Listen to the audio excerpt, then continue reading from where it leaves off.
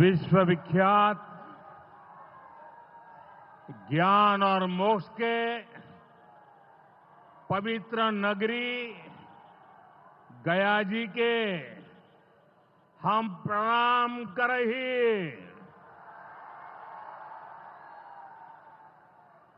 विष्णुपद मंदिर के ई गौरवशाली भूमि पर अपने सबके अभिनंदन करत ही बिहार के राज्यपाल आरिफ मोहम्मद खान जी, यहां के लोकप्रिय मुख्यमंत्री नीतीश कुमार जी, केंद्रीय मंत्रिमंडल के मेरे सहयोगी जीतन राम मांझी जी, राजीव रंजन सिंह, चिराग पासवान जी, रामनाथ ठाकुर जी, नित्यानंद राय जी, सतीश चंद्र दुबे जी, राजभूषण चौधरी जी, डिप्टी सीएम सम्राट चौधरी जी, विजय कुमार सिन्हा जी, बिहार सरकार के मंत्रीगण, संसद में मेरे साथी उपेंद्र कुशवाहा जी, अन्य सांसदगण और बिहार के मेरे प्यारे भाइयों और बहनों, गया जी की ये धरती अध्यात्म और शांति की धरती है। ये भगवान बुद्ध को बोध कराने वाली पावन भूमि है।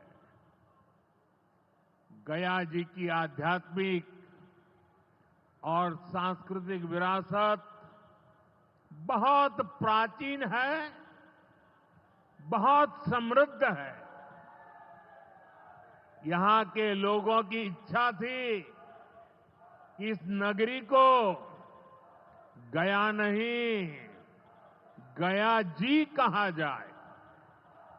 मैं इस निर्णय के लिए बिहार सरकार का अभिनंदन करता हूं। मुझे खुशी है कि गया जी के तेज विकास के लिए बिहार की डबल इंजन सरकार लगातार काम कर रही है। भाइयों बहनों, आज भी गया जी की पावन भूमि से एक ही दिन में 12,000 करोड़ रुपए की परियोजनाओं का लोकार्पण या शिलान्यास हुआ है। इनमें ऊर्जा, स्वास्थ्य और शहरी विकास के जुड़े कई बड़े प्रोजेक्ट्स हैं। इनसे बिहार के उद्योगों को ताकत मिलेगी और युवाओं के लिए रोजगार के नए अवसर भी बनेंगे। मैं इन परियोजनाओं के लिए बिहार के लोगों को बधाई देता हूं। बिहार में बेहतर स्वास्थ्य सुविधाओं के लिए आज यहां हॉस्पिटल और रिसर्च सेंटर का उद्घाटन भी हुआ है। अब बिहार के लोगों को कैंसर के इलाज के लिए एक और सुविधा मिल गई है। साथियों, गरीब के जीवन से मुश्किलें दूर करना, महिलाओं के जीवन को आसान बनाना मुझे जनता जनार्दन का सेवक बनकर यही काम करने में सबसे ज्यादा खुशहाली होती है। जैसे गरीब को पक्का घर देना, साथियों, मेरा एक बड़ा संकल्प है। जब तक हर जरूरतमंद को पक्का घर नहीं मिल जाता, मोदी चैन से नहीं बैठेगा।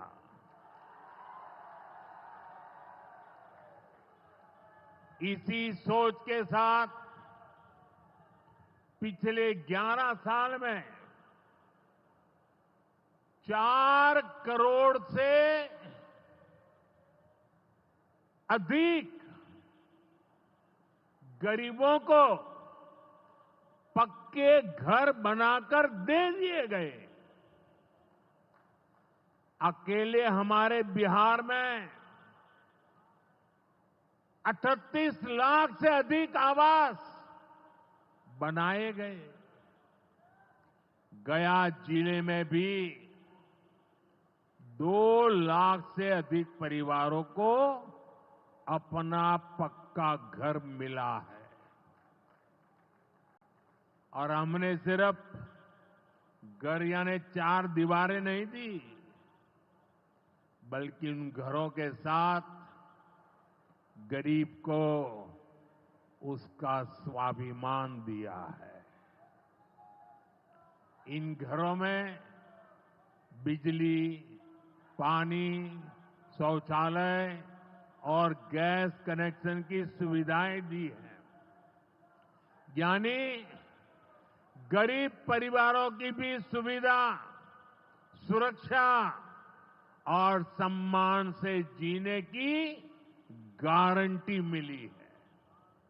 साथियों, आज इसी सिलसिले को आगे बढ़ाते हुए बिहार के मगध क्षेत्र के 16,000 से ज्यादा परिवारों को अपना पक्का घर दिया है।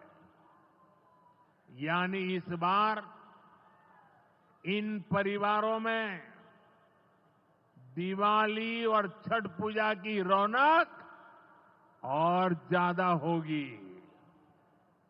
मैं अपना घर पाने वाले सभी लाभार्थी परिवारों को बहुत बहुत बधाई देता हूं। और जो लोग अब भी पीएम आवास योजना के लाभ से छूट गए हैं, मैं उन्हें विश्वास दिलाता हूं कि पीएम आवास का अभियान तब तक जारी रहेगा जब तक हर गरीब को अपना पक्का घर नहीं मिल जाता। साथियों, बिहार चंद्रगुप्त मौर्य और चाणक्य की धरती है।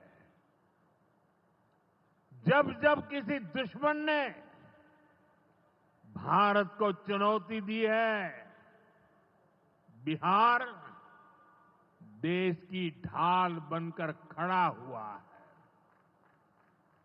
बिहार की धरती पर लिया हुआ और संकल्प, ये धरती की ताकत है। इस धरती पर लिया गया हर संकल्प कभी खाली नहीं जाता।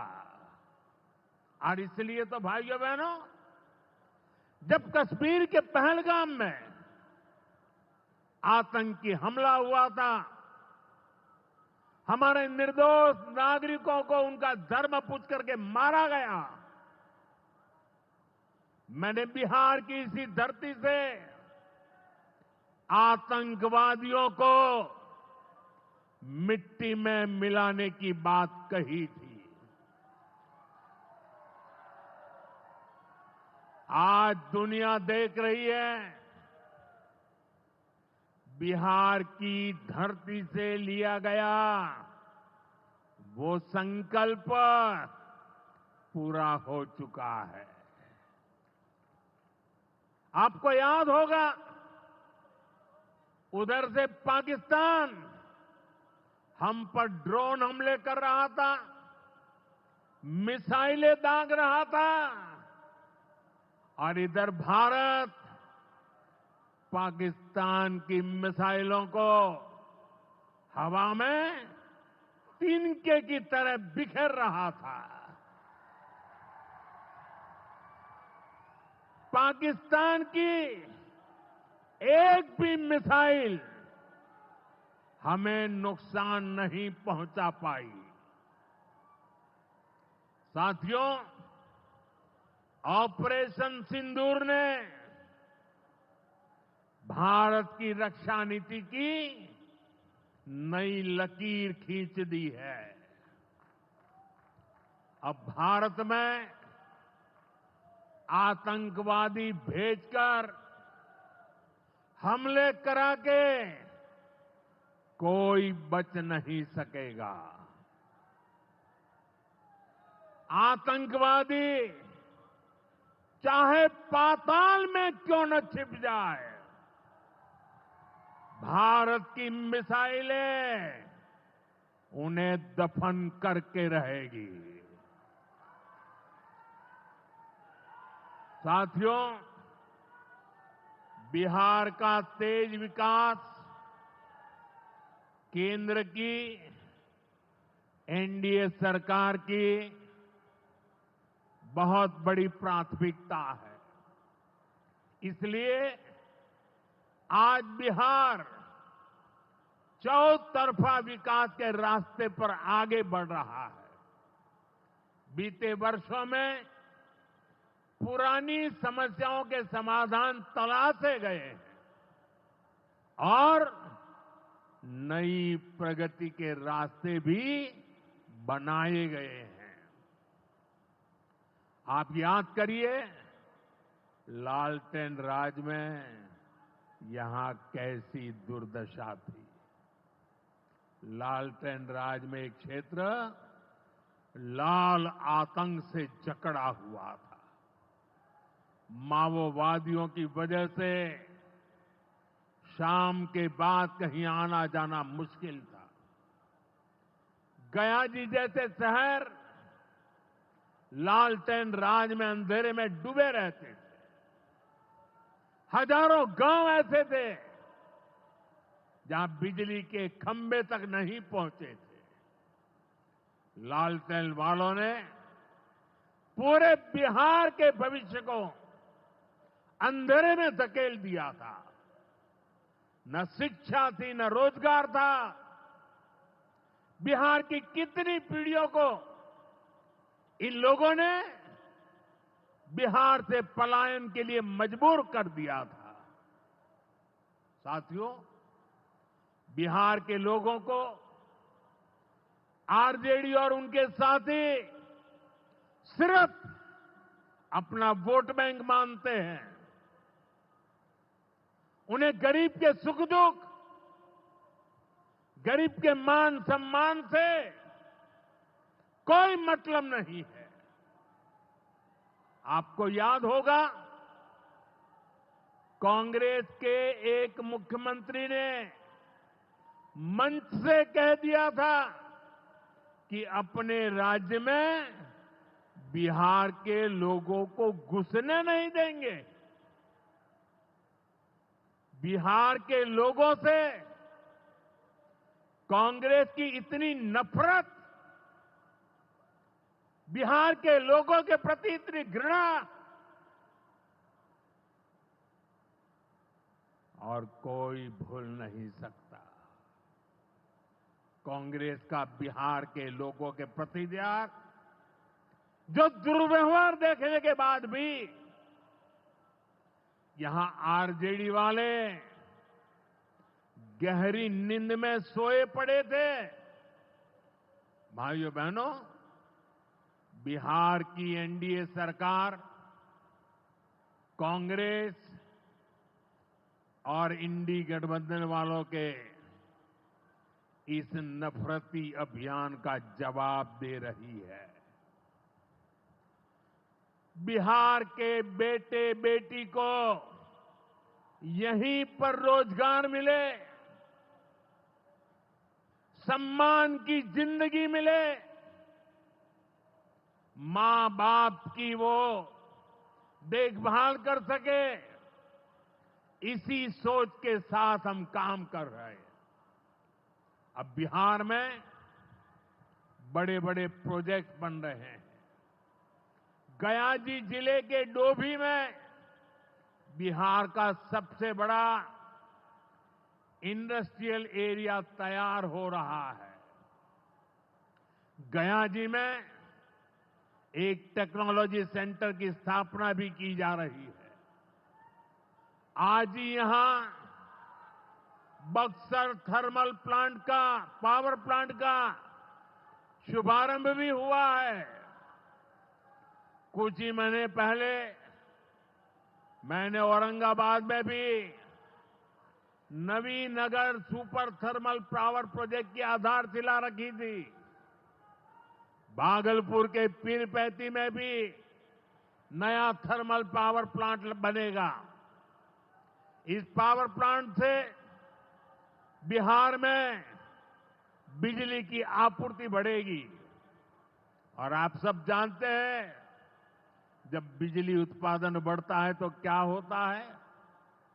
घरों में बिजली की सप्लाई बढ़ती है और उद्योगों को भी ज्यादा से ज्यादा बिजली मिलती है और इससे भी रोजगार के नए मौके बनते हैं। साथियों, बिहार के युवाओं को पक्की सरकारी नौकरी देने के लिए नीतीश जी ने बड़ा अभियान चलाया हुआ है। ये नीतीश जी हैं, तभी यहां शिक्षकों की भर्ती भी पूरी पारदर्शिता से हुई। साथियों, यहां के नौजवानों को ज्यादा से ज्यादा संख्या में बिहार में ही रोजगार मिले,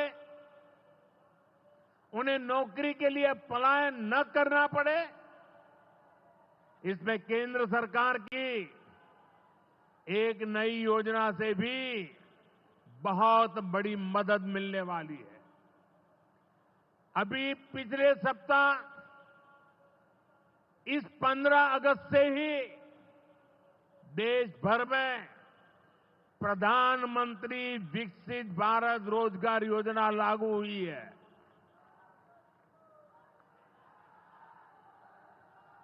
इसके तहत हमारे युवा जब निजी क्षेत्र में पहली नौकरी करेंगे तो केंद्र सरकार उन्हें अपने पास से 15,000 रुपये देगी। जो प्राइवेट कंपनियां युवाओं को रोजगार देगी, उन्हें भी अलग से पैसे सरकार देगी। इस योजना का बहुत बड़ा लाभ बिहार के मेरे युवाओं को भी होगा। साथियों, हमारे देश में कांग्रेस हो, आरजेडी हो, इनकी सरकारों ने कभी जनता के पैसे का मोल नहीं समझा। इनके लिए जनता के पैसे का मतलब रहा है खुद की तिजोरी भरना।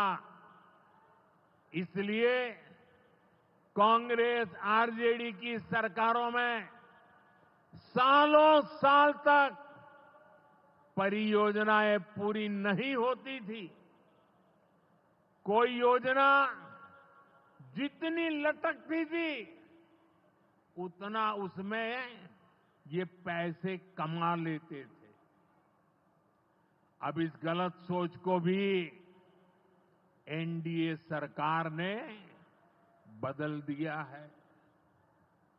अब शिलान्यास के बाद कोशिश होती है जल्द से जल्द समय सीमा में उस काम को पूरा करने के लिए सफल प्रयास किया जाए।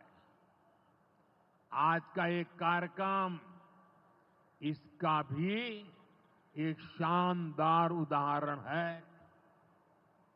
औंटा सिमरिया सेक्शन का शिलान्यास करने का सौभाग्य बिहार के लोगों ने मुझे दिया था। और आप लोगों की कृपा देखिए, आप लोगों का प्रेम देखिए कि जिस ब्रिज का शिलान्यास आपने मुझे करने के लिए कहा, आज इसका लोकार्पण करने का अवसर भी आपने मुझे दिया है। ये पुल सिर्फ सड़कों को नहीं, पूरे उत्तर और दक्षिण बिहार को जोड़ने का काम करेगा।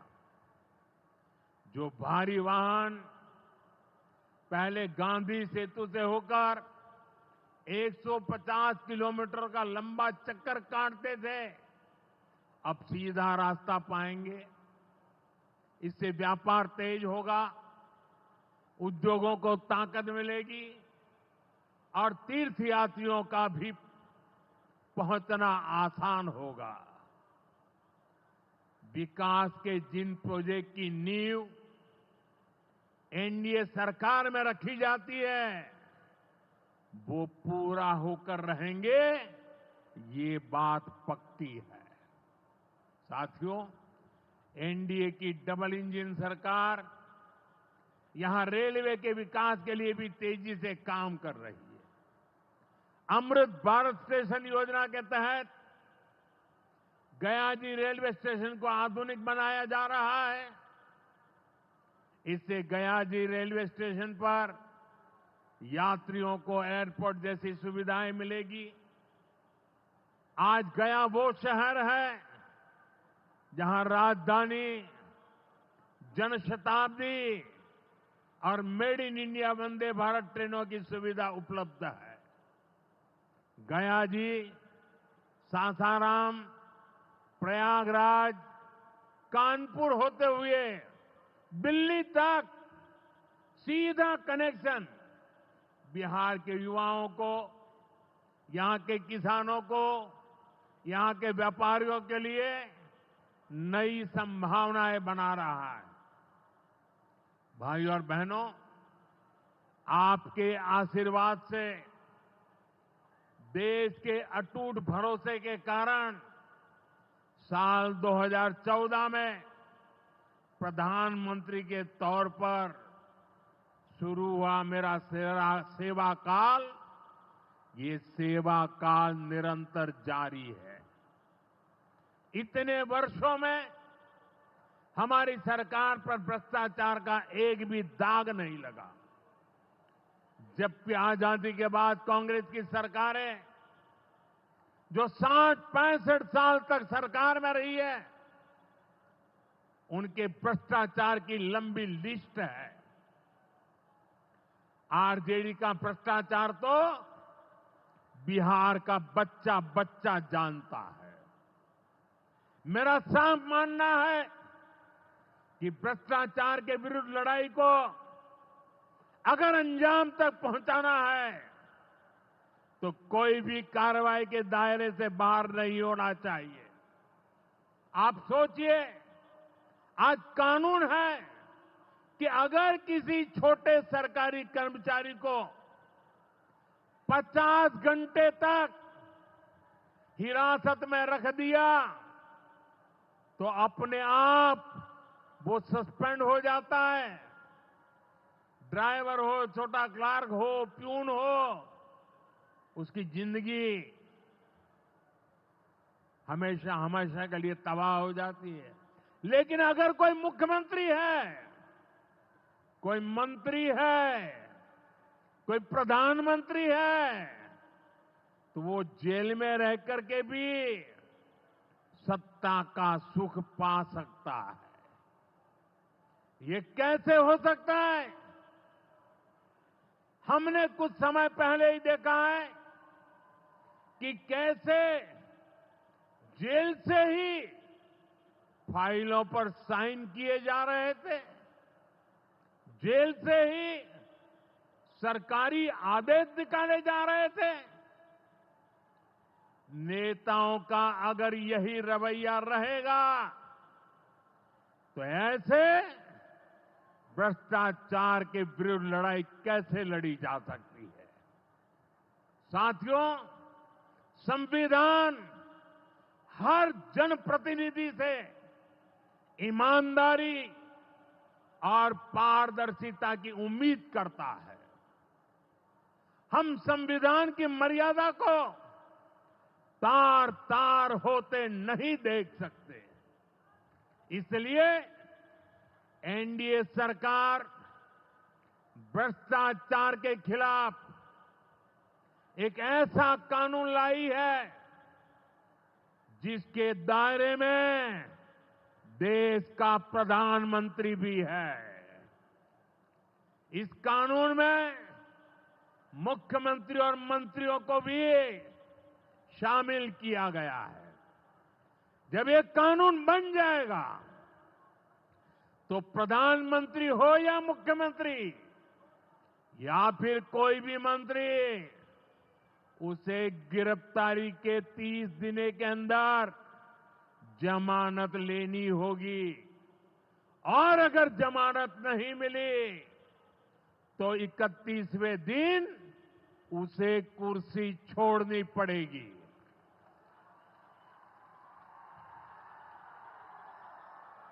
आप कहिए भाइयों, जो जेल जाए उसने कुर्सी छोड़नी चाहिए कि नहीं छोड़नी चाहिए? क्या वो कुर्सी पर बैठे रह सकता है क्या? क्या वो सरकारी फाइलों पे साइन कर सकता है क्या? क्या जेल में से कोई सरकार चला सकता है क्या? और इसलिए ऐसा सख्त कानून बनाने की तरफ हम आगे बढ़ रहे हैं। लेकिन साथियों, ये आरजेडी वाले, ये कांग्रेस वाले, ये लेफ्ट वाले इस कानून का विरोध कर रहे हैं। ये बहुत गुस्से में है और कौन नहीं जानता उनको किस बात का डर है। जिसने पाप किया होता है वो अपने पाप को दूसरों से छुपाता है, लेकिन खुद को भीतर से जानता है कि क्या खेल खेला है। इन सब का भी यही हिसाब है। ये आरजेडी और कांग्रेस वाले कोई बेल पर बाहर है, कोई रेल के खेल में अदालत के चक्कर लगा रहा है और जो जमानत पे बाहर घूम रहे हैं भी आज इस कानून का विरोध कर रहे हैं। इन्हें लगता है कि अगर जेल चले गए तो इनके सारे सपने चकनाचूर हो जाएंगे और इसलिए सुबह शाम ये लोग मोदी को भांति भांति की गाली दे रहे हैं और इतने बौखलाए हुए हैं कि इस जनहित के कानून का विरोध कर रहे हैं।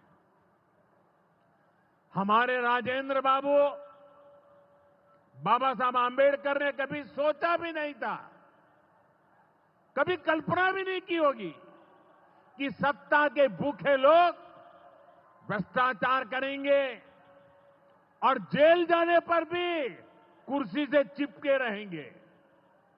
लेकिन अब भ्रष्टाचारी जेल भी जाएगा और उसकी कुर्सी भी जाएगी।